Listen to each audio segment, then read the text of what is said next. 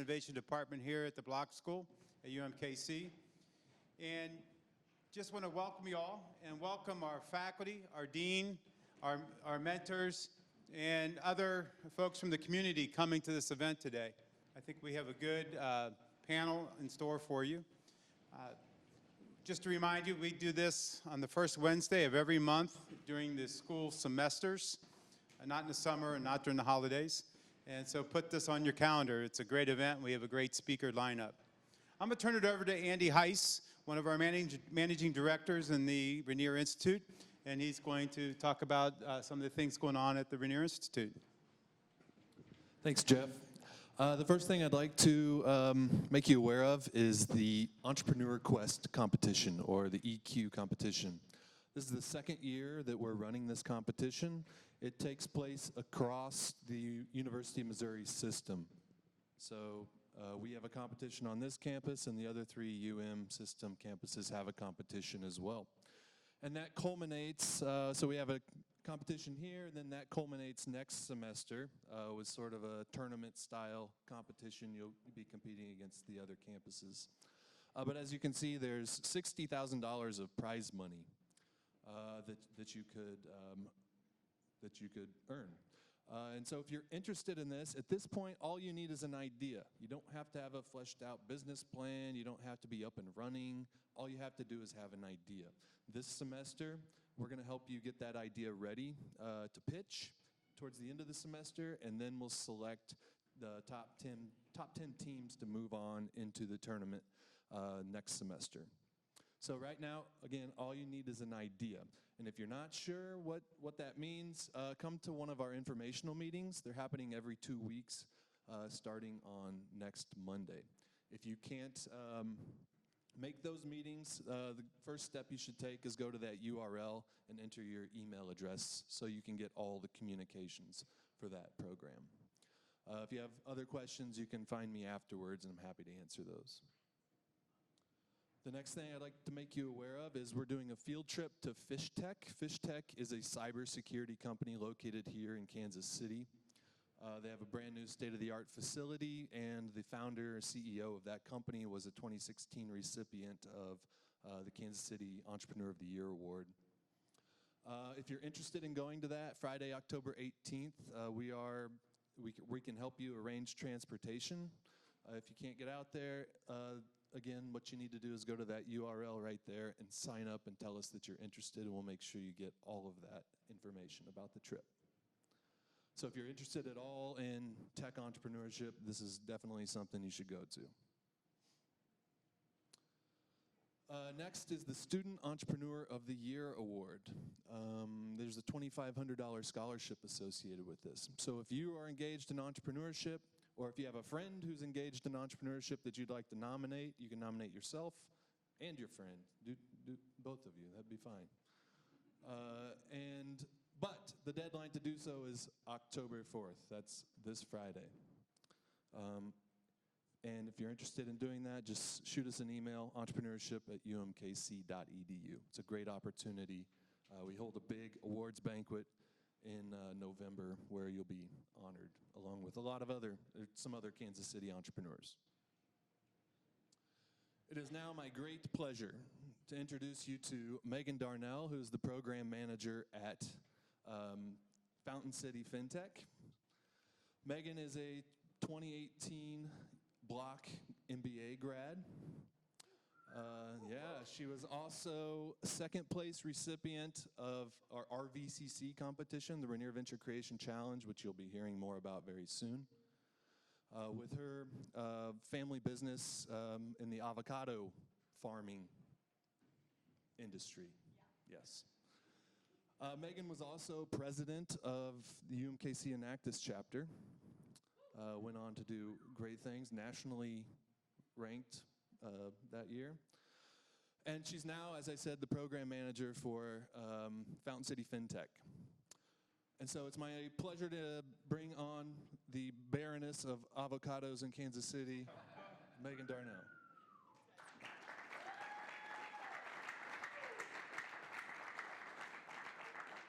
I'll actually ask if our founders want to come up on stage. I'll talk for a little bit, but the fun part is when you guys are going to talk. So like Andy said, my name's Megan Darnell. What I do at Fountain City is I kind of manage the program, hence the name program manager. But it entails a bunch of different things.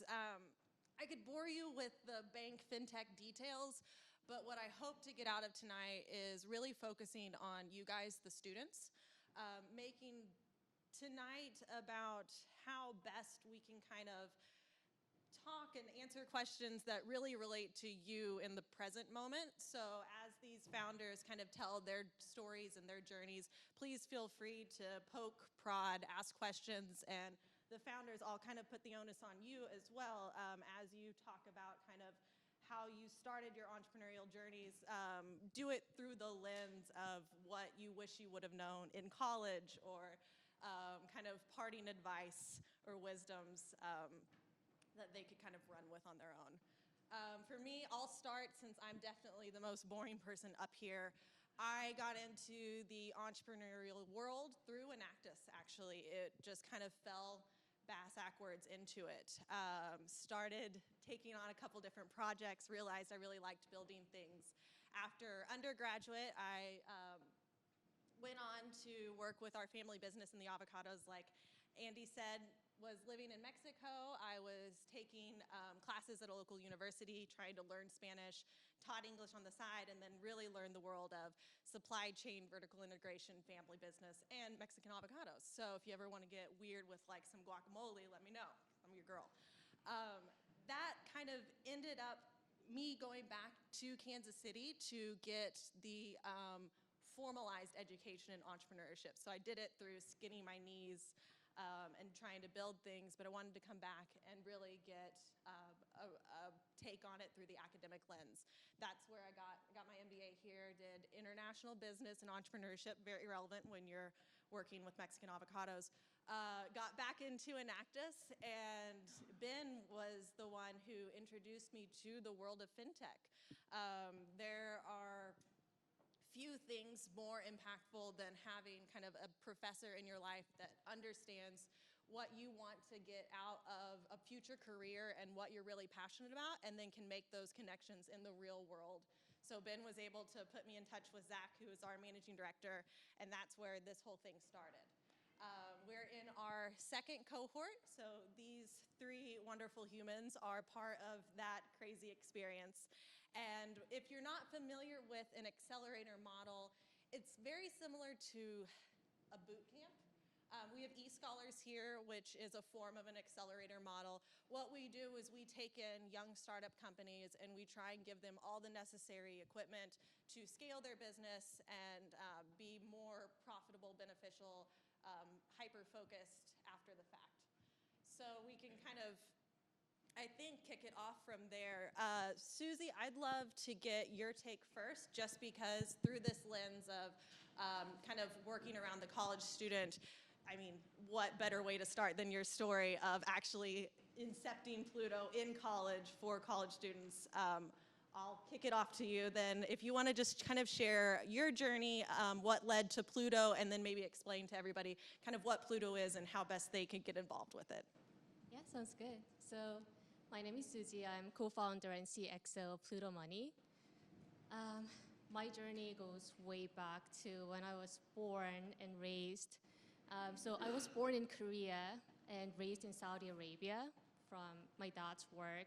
We traveled a lot around the time I was growing up in Saudi Arabia. So I grew up kind of immersed in cultures in Africa, Middle East, and Asia, and that really opened up my eyes.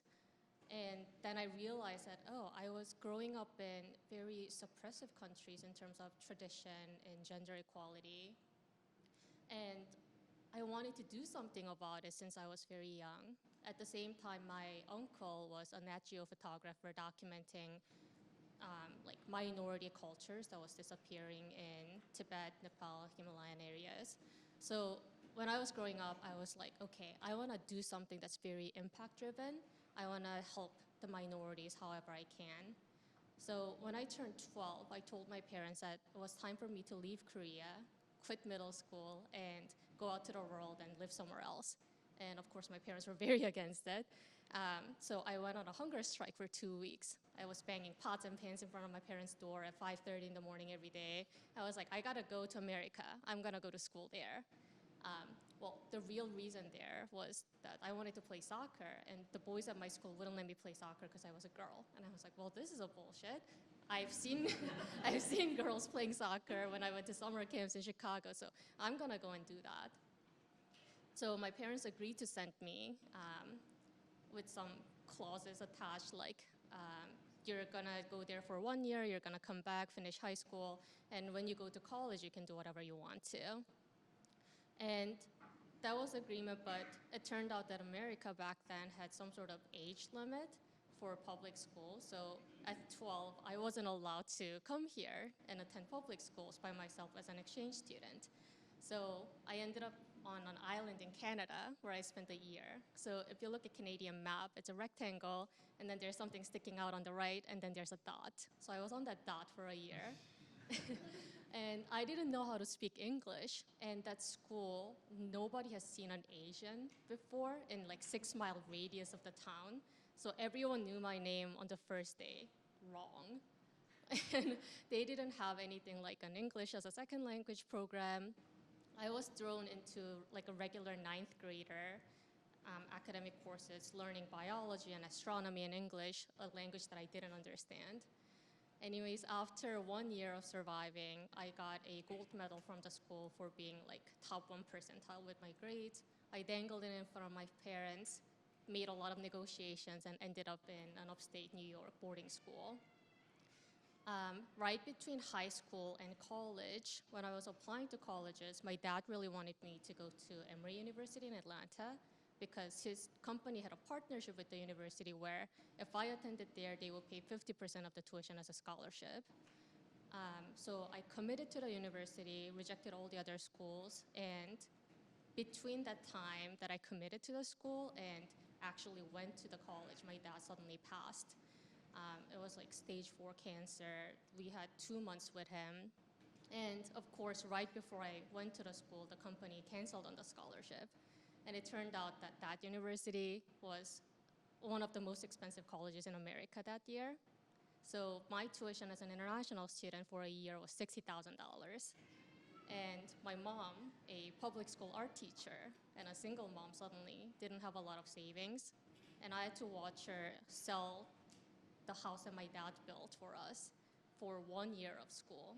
And that year was just really difficult, and after that year, I was just like, this is not worth it. Education is not worth this much. So I quit school altogether, packed up everything, went back to Korea with 0 plans of continuing my education. I was working 5 part-time jobs and taking classes from 3 different online schools. And 1 year later, I convinced my mom to take out a loan to invest in a business together. We bought a space that was going out of business from being a cafe. I wanted to build her like a retirement plan of ceramic studio, which was what she loved doing.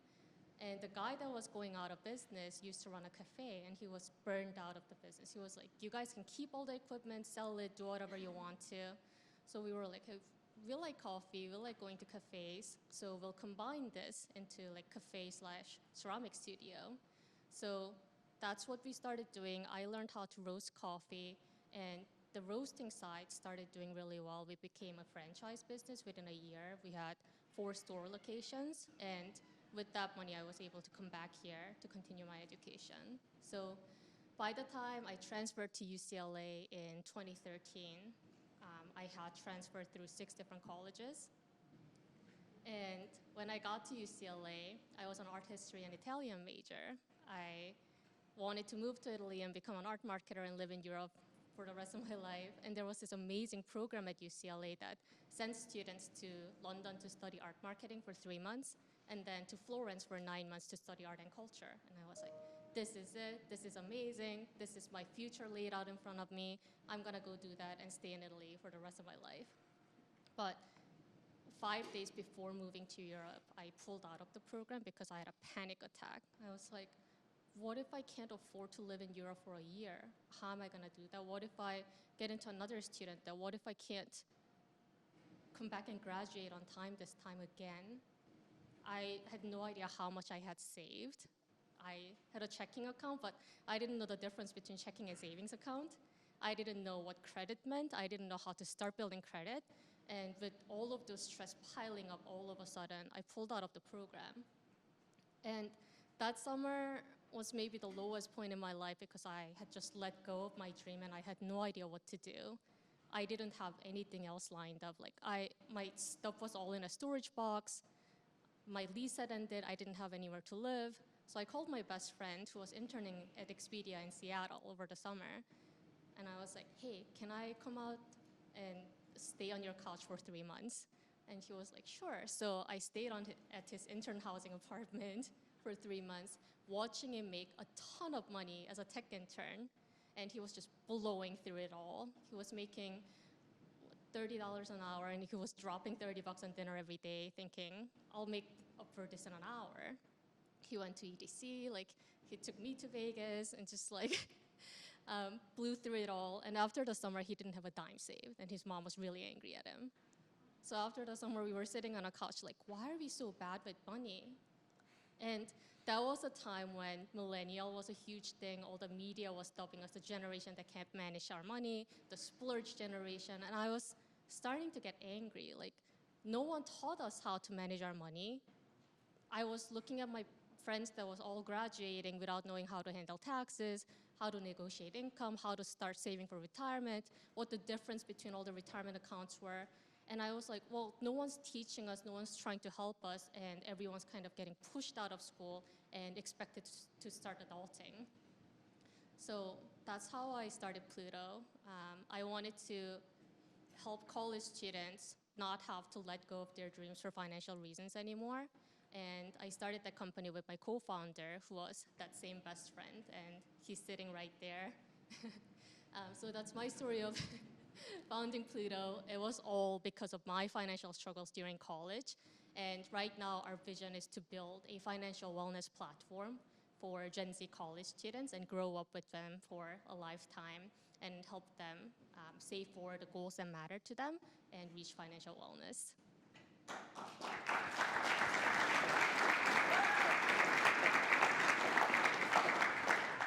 I love your story because it talks to something that, like, I think all of us were like viscerally shaking our heads, that we weren't taught how to manage money properly, and you don't realize that until you're already in the thick of it, which you then turned into a wonderful company, Pluto Money. I wanted you to go first because I knew you were going to touch on part of your amazing story. Honestly, guys, like the first time we all heard Susie's story, we talked about it afterwards as if it were like a movie.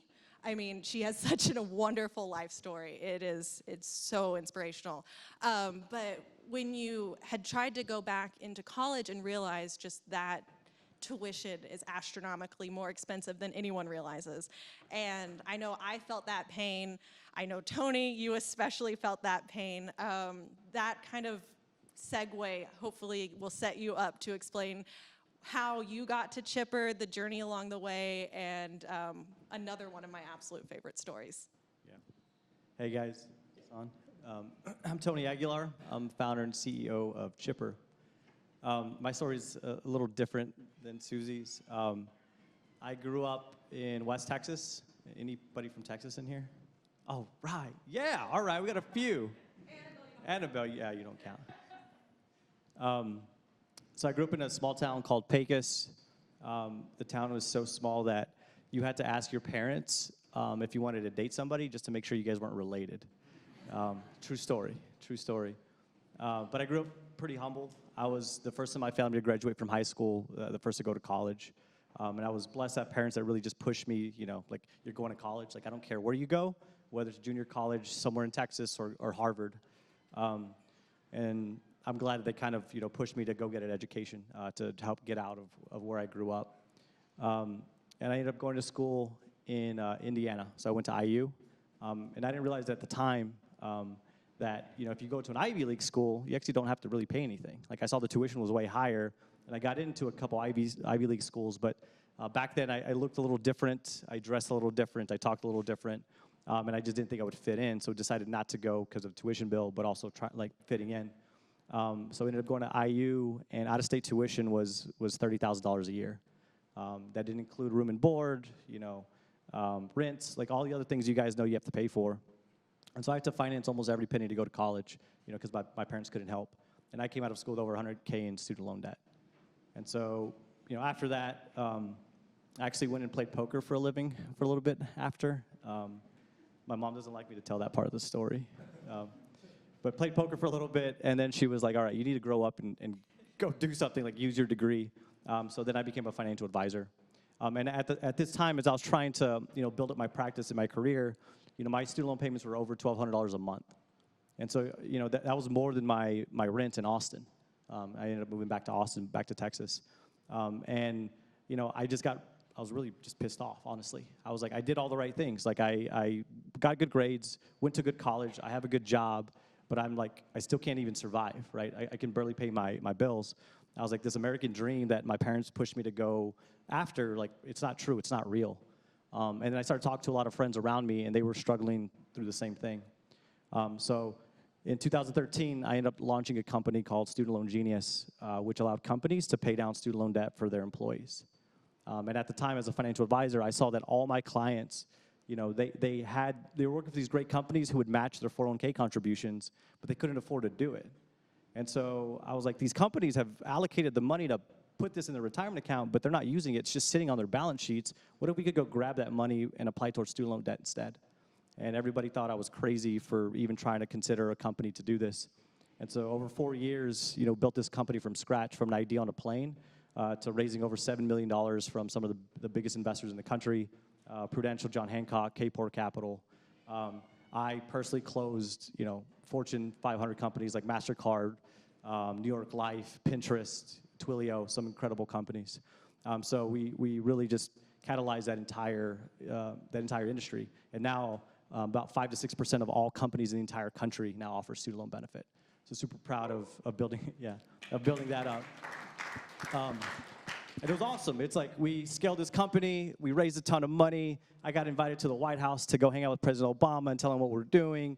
You just had this incredible experience. And that lasted for, like I said, 4 years. And then one day, 2 days after Christmas, I'm back in the office working because that's what I do. Everybody had off, and half the team was there. Half the team was hustling.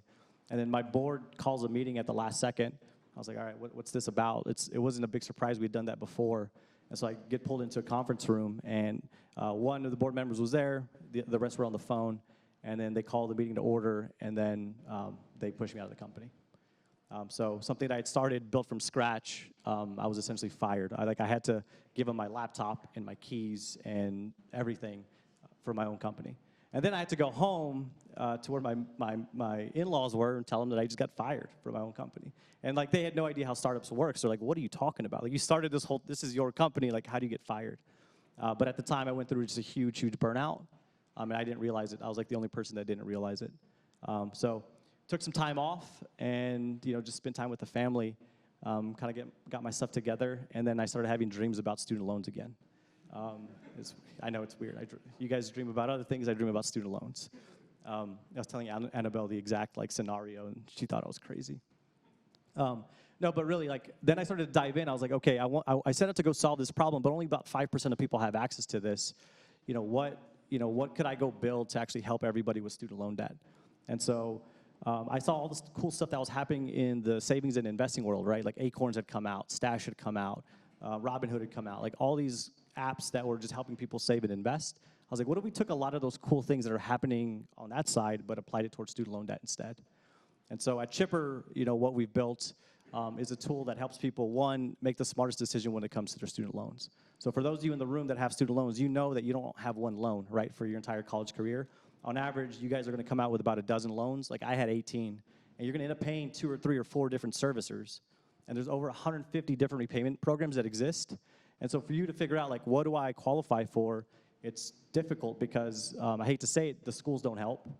Other finance apps just show you all your debt in a pretty graph. And there's really no tools out there to help. So at Chipper, we're actually, while I was sitting over there, I got the notification that we got the push out. So this feature is coming out here in the next week or so, where you just link your loans, and we show you which programs that you qualify for. You'll then be able to make your full payments through our app, so you'll never have to deal with Sally Mae or Navient or any of the terrible servicers again. And then we built really cool tools to help you chip away the debt faster, hence the name Chipper. So like roundups, so think Acorns, but for student loans.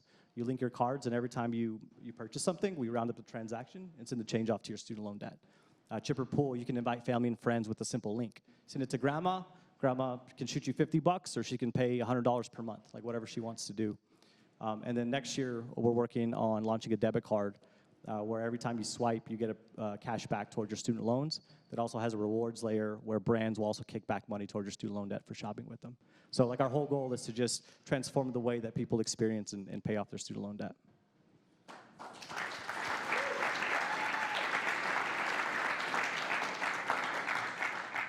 And last but not least, Donald, one of the things I hope you touch on as we kind of look through it with the student focus lens is your motto, which is why I saved you for last, because I think these are two shining examples of the idea behind C1B1. And I know I get inspired every time I hear the story of just kind of how you even began to formulate the idea of being an entrepreneur. And like Tony, you're a serial entrepreneur, so kind of the journey through all of those businesses. And then maybe we can talk a little bit about SDK bank integration on what Griffin is. Perfect, thank you. First off, shout out to that guy. I saw him running when I was pulling in, and that's dedication. You made it here, bro. You're the real MVP. Can we get a clap for that, please? He's working out. So my story, I started, it was a balmy Thursday when my dad met my mom, joking. I grew up in a small little town in South Georgia called Albany. Anybody from Georgia here? Let's keep that going.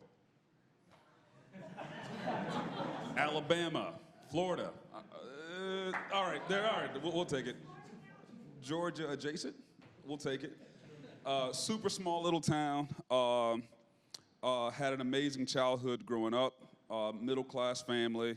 My origins really, really neat. My father was the first black person to integrate his high school because my grandmother was crazy and felt he was strong enough to just do it, and she was a troublemaker. And he made it through. My grandmother was a sharecropper. And I like to typically start off my origin story with that because my sisters and I didn't touch any of that. Meaning my mom and dad did such a good job, they leveled us up like to an insane degree. Went through life like any other normal kid. In 1994, my hometown got flooded, and the beautiful Mayberry town that I grew up loving all started to spiral downhill. Factories started to close. The housing market was a mess. I had family members that had to move to other states to follow the company. It was crazy. And I was a 12-year-old boy looking at my dad in the face, seeing the fear that he had with 5 kids and a wife, not knowing if his company was going to be the next one to close. It was nuts. Things stabilized a little bit, and a couple years later, my dad got this new 26-year-old boss named Jameer Jackson. He played basketball at Notre Dame, got drafted by the Bulls, blew out his knee, and ended up getting a job with Procter & Gamble, and for some unknown reason ended up in Albany, Georgia at one of their many plants. And he was the coolest thing on earth to me since, like, sliced bread. It was amazing. I mean, the guy was a basketball player. He had the coolest little Debbie snacks at his house. We used to eat a lot. That was one really cool thing about Jameer. But this thing called the internet started. I'm really about to give away my age. In middle school for me. And he had the first computer I'd ever seen in person. And not only did he have a computer, he started this thing called an entrepreneurial business. And I'm sitting there like, what does he do? He started a drop shipping company. So by day, he was my father's boss, the VP of accounting at a Procter & Gamble plant. And in the evening, he ran this drop shipping business where people back then, it was too expensive to build websites, so they would send him their figurines and books. He would store them in his closet, sell it, ship it, keep part of the profit. I saw him go in his part-time from a closet in his house to a small shed in his backyard to a warehouse. And I was in love. I was done. There was no way I was gonna ever work a corporate job after that. Because he was making more money with his side business than he was as my dad's boss at Procter & Gamble. So I did like all of us do. I went to college and completely lost touch with him. Moved to Atlanta, also racked up a lot of student loans, and I also wasted a lot of money as well. And then I got another break. Because of the time that I was in college, websites were very expensive to build, and my friends and I decided that we would build websites for dentists. So we used this tool called Microsoft Front Page. Anybody know Front Page in the room? Show your hands, it's okay. Doesn't show really what the age is, but Front Page was just, it's horrible. You might want to look it up and you'll laugh. It's bad. You just paste pictures together and it just works. And we were charging doctors $5 to $8 grand a pop. So me and my college roommates were like, dude, this feels like a Ponzi scheme, but we're making so much money. We're the beer guys after we got to 21 years old in college. Yeah, moving on. So we found out through that process that doctors did not know how to market and advertise. And we created a website back then called Doctor Phone Book. We charged doctors $100 per month. They got a profile page. Google AdWords was really cheap. So it was like 12 cents a click. And we took $20 from every subscription that we had. They got a lot of business. And I had a meeting with our top customers, an orthodontist who had 7 practices and 7 profile pages on our platform. And we had lunch. He slid me a napkin and said, I will pay you $170,000 a year to shut the site down. And I sent the nicest thank you, but now we're done letter or email to all of our clients the next day because I was an idiot and did not see the future. So shut the site down, called my mom and dad, said, hey, I made it, I've arrived, all that other good stuff. So I felt $170,000. I was set for life, no kid. So I did all the stupid things that people do back then. I bought 2 houses, had 3 cars, and took a lot of trips and just blew all of it. And I hated working for the guy. I mean, he was the absolute worst possible boss to work for, and I'm thankful every day for that because I learned everything not to do in business by working with him. My dad called me one day and was like, you're making a lot of money. At that point, I'm now over $200,000. We went from 7 locations to 15, and I was really just sticking around because the guy was such a jerk to the employees. And my dad was like, you make a lot of money from one orthodontist. It's like, yeah. He was like, aren't there a lot of orthodontists? Light bulb went off. I quit the same day, started an ad agency where we focused on healthcare marketing and advertising. I ended up making the same amount of money in 6 months than I did with that guy in a year. And I was like, great, feeling good. Started making some really small micro investments in people from my hometown. My best friend's sister, when I talk about my life, I just think about how crazy it is. My best friend's sister called me and asked me if I wanted to buy a magazine.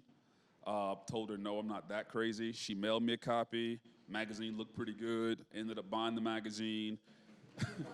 Started 4 more magazines. Found out the company was based in Kansas City, actually at 435 in Metcalf. And at that time, I had the most magazines in the country for that company. And they asked me to come to Kansas City and become their national sales director. Told them no. They asked more. It took us about 3 or 4 months before I decided to say yes. And the reason I did was because they agreed to allow me to build a digital platform based off of what they'd done with print. I moved here, moved to Leawood, and a year passed and nothing happened. We hadn't even touched the digital side of things. And I had my 1-year meeting with the CEO and was like, hey bro, it's been a year, what's up? And he was like, we really want to focus on print. It's like, cool, I quit. And a few months later, I started this company called City Smart. I'm gonna tell you guys all about Alex. I'm joking, it's in a good way. So City Smart was a community as a service app that I put together. We aggregated tons of data from the community, traffic, news, weather, directory of businesses. We gave it to consumers for free. And so that was the original concept. We charged businesses a monthly fee to push notifications and get listed, blah, blah, blah. I raised a little money, applied to Techstars. Alex was very nice when she told me no. And I went down to Austin, Texas, got accepted into another program. And the first day I got there, they were like, Donald, we love you, but man, your business model sucks. Day one. So I'm like, all right, back to the drawing board. We got connected to Capital One while I was down there, and we started kicking some ideas around. about creating a tool that gave any type of business the ability to geofence physical locations. Our company would collect those location insights and figure out some stuff from there. So I did demo day, got back to Kansas City. So this was last November. One of our buddies connected me to Zach Pettit. I went to go meet with Zach, and when you guys get to know Zach, he does this pretzel cross his legs thing, and when he's really not interested, he'll lean back and kind of do this. And fortunately for me, something I said struck, and he goes, wait a minute, if you could geofence homes for sale, we'd be interested.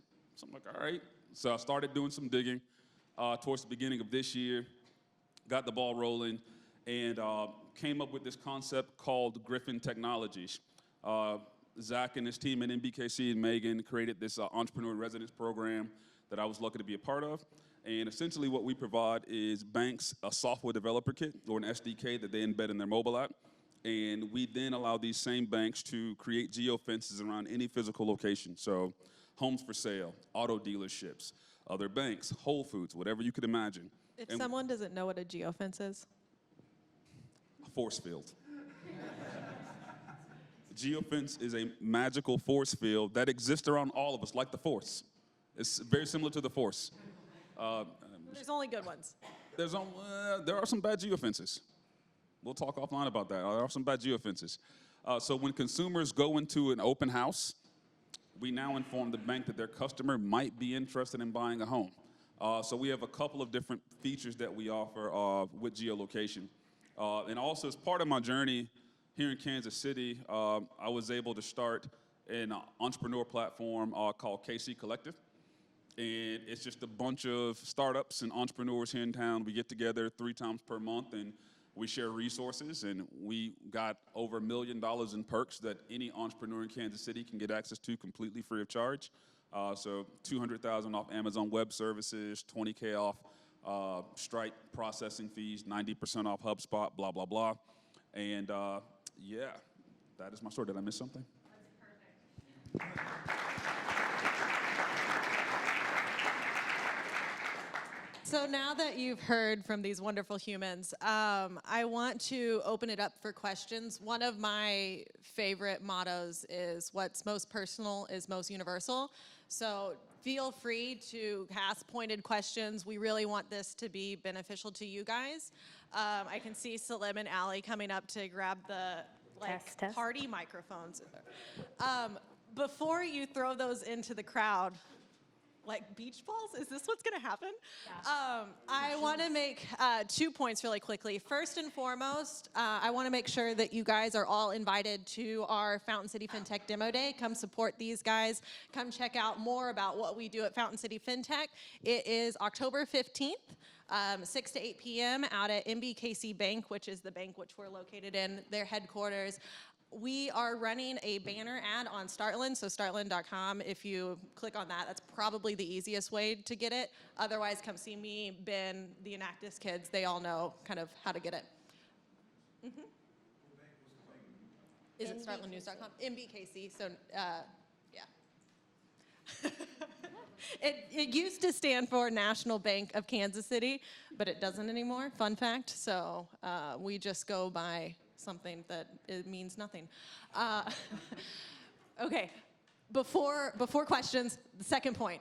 I want to make sure that they can get a hold of you guys. What is the best way for them to connect with you? You can find me on LinkedIn, also Twitter. My Twitter handle is that guy Donald. He's so fly, like me. Is that really it? No, Please say that's real. It's I think Twitter. I'm at Don J Hawkins. LinkedIn for me, open to public. If you're a college student looking for jobs, connections, mentorships, I'm wide open. So reach out to me, message me, ask me all the questions. That's Susie Kim with Pluto Money. Yeah, again, Tony Aguilar. That's my handle on Twitter. And yeah, hit me up on LinkedIn as well. Thanks, guys. If you have a question, just raise your hand. Me and Ali will come give you the block 2 at a time.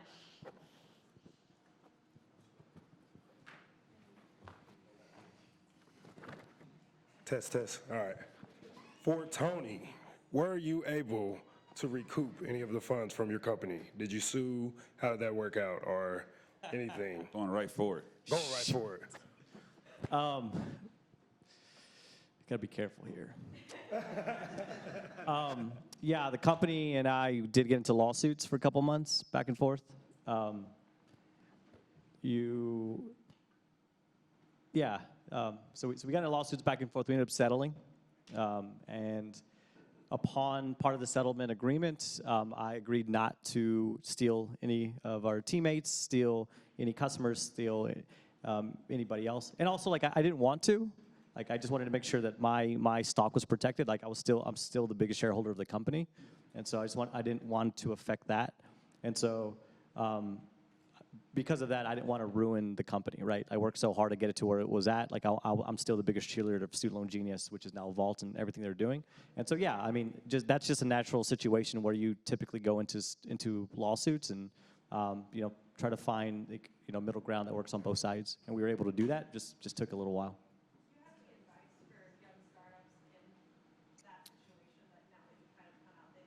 Yeah, I mean, just to prevent it from happening, I would say, as you start building a startup, you start to get, you have your advisors, and you start to build out your board. Your board is essentially your boss, right? And, like any boss, you want to make sure you're doing all the right things, that you guys are on the same page, that you're impressing them. And I did a terrible job of managing my board, meaning setting expectations. And so when looking in hindsight, when things were going fantastic, like things were going awesome, like it was like everyone's high-fiving around the table, right? But when, stuff got hard or, like stuff was just happening, like in our market or within the company, they were like, well, Tony made a bad decision, right? It wasn't like, hey, we did this together. And so just learning how to actually manage your board and make sure that, like, hey, all the decisions that we make, all the strategies that we put in place, that I get buy-in from everybody, like individually and then as a group in the meeting, and everybody signs off on it, right? And so that if things are going well, we all celebrate together. If things are going hard, we try to figure it out like as a team. And so that's the biggest piece of advice, is just managing your board and making sure that, you're setting expectations, that you guys are on the same page. Thank you. All right. Did all three of you guys start with co-founders? So Student Loan Genius, my first investor was somewhat of my co-founder, but he wasn't that operational. But I ended up bringing on a co-founder with me. With Chipper, I'm a solo founder. Yeah, like I said, I started the company with my best friend, who was also my roommate, and we were in a co-ed entrepreneurship fraternity together, so I really knew the guy. So we started it together. Neither of us had a technical background, so a year later, we ended up getting a third co-founder and CTO, Dante.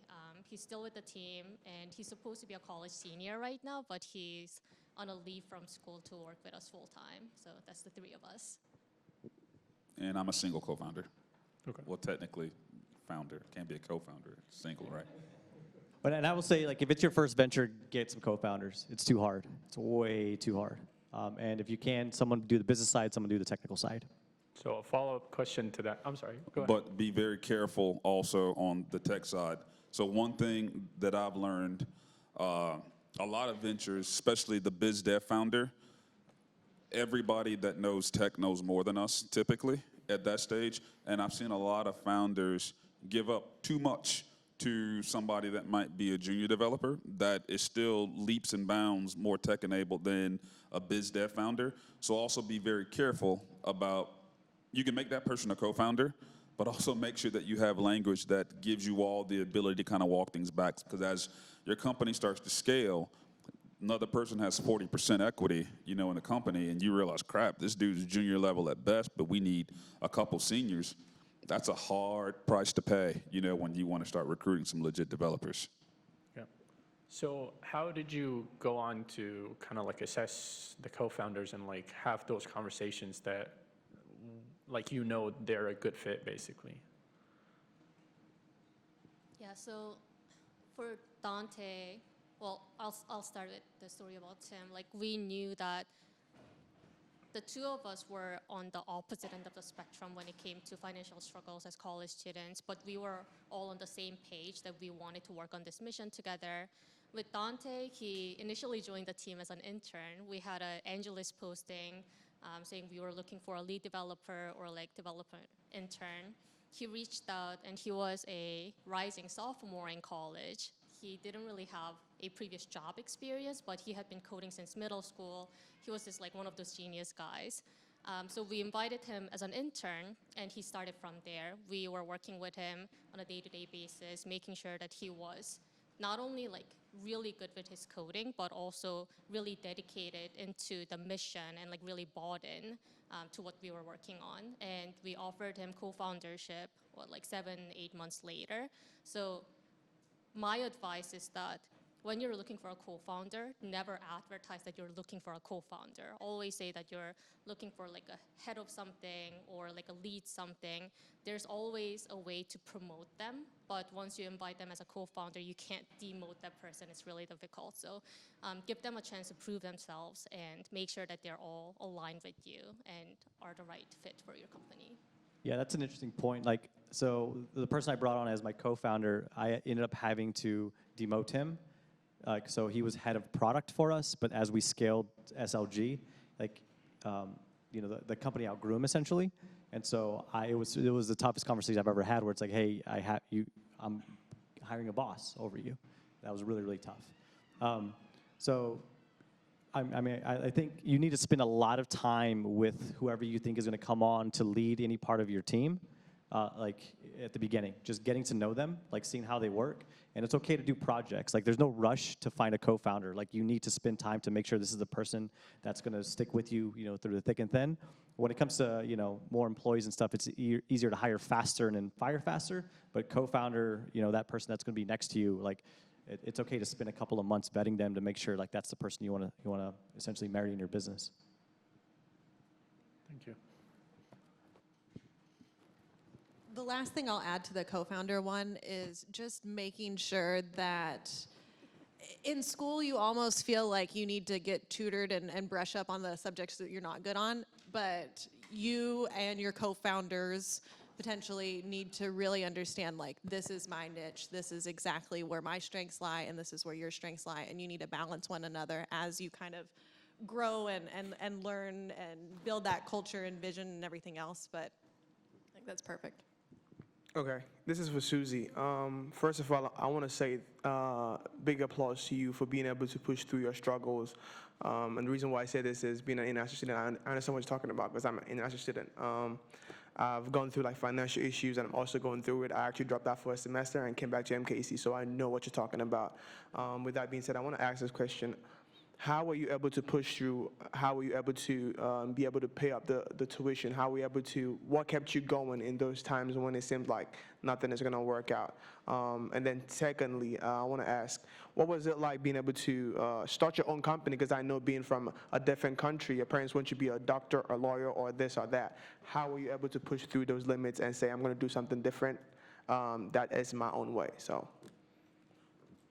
Yeah, so the first question, that's a good question. I don't know what motivated me so much to push through to keep like continuing my education.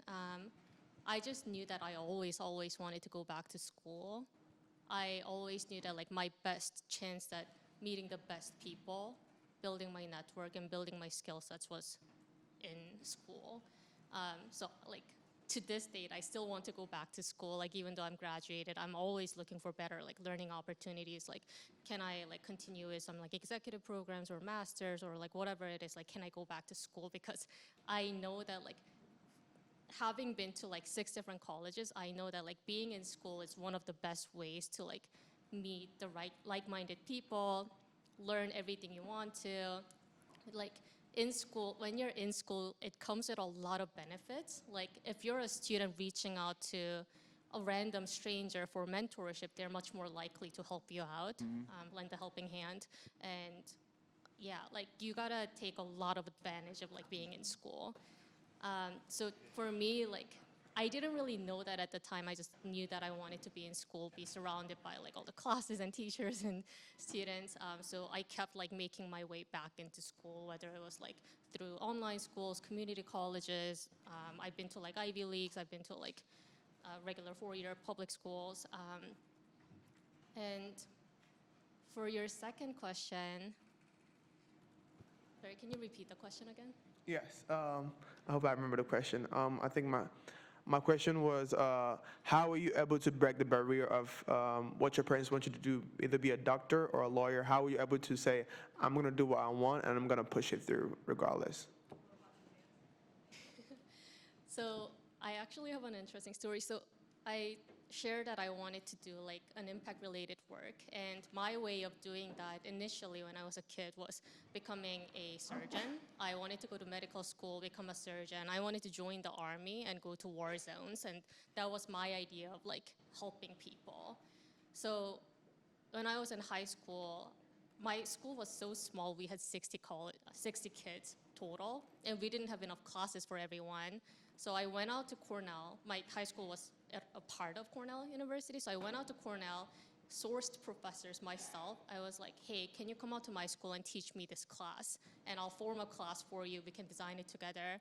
And I was lucky enough to find 2 professors who actually came out to my school once a week to like teach a class that was designed for me. Like I was learning like advanced chemistry, like all of those like classes required for med school. So by the time I graduated from high school, I met all of the requirements for like pre-med classes in college. So I was going to become a surgeon, but my mom was really against it. She was against me becoming a surgeon as a woman. She was against me joining the army. She was against me going to the war zones. And there was a lot of like arguments around that, but at the end of the day, I knew that she like wanted the best for me and she wasn't ready to lose another family member. So interestingly enough, she was like maybe one Asian parent that didn't want her kid to go to med school. She actually wanted to become a dentist instead, and I was like, no way. Like, I'm not gonna spend the rest of my life looking into people's mouth.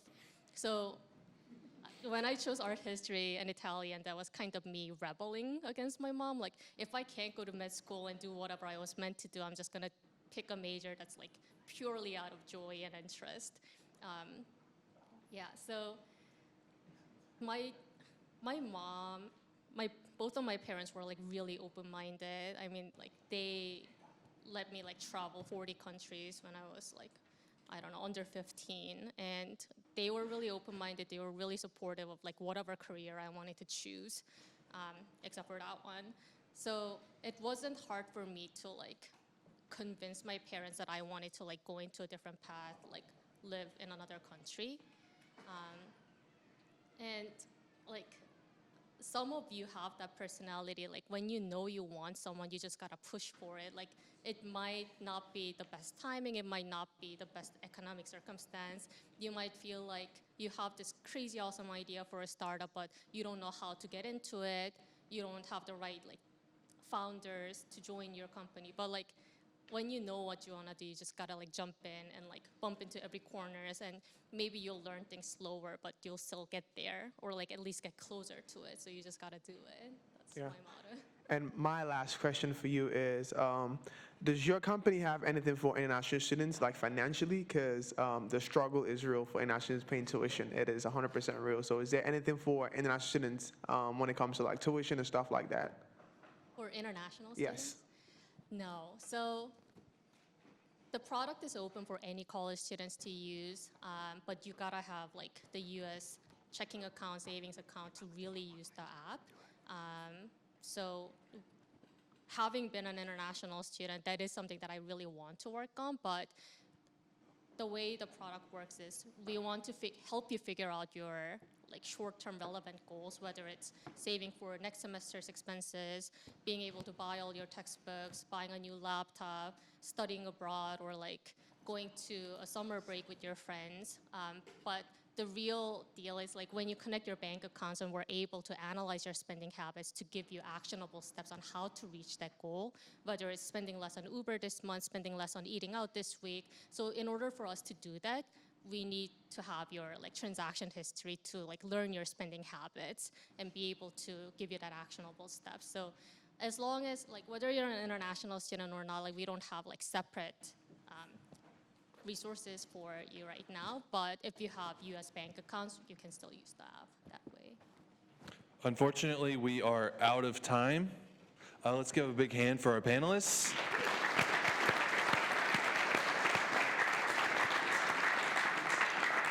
Are you guys willing to stick around for a few minutes afterwards? So if you have questions, they're going to hang out. Pizza's right through the door. And we'll do it again next month. 6:30. See you then. Thanks, man. Appreciate it. That's so weird. Link, they were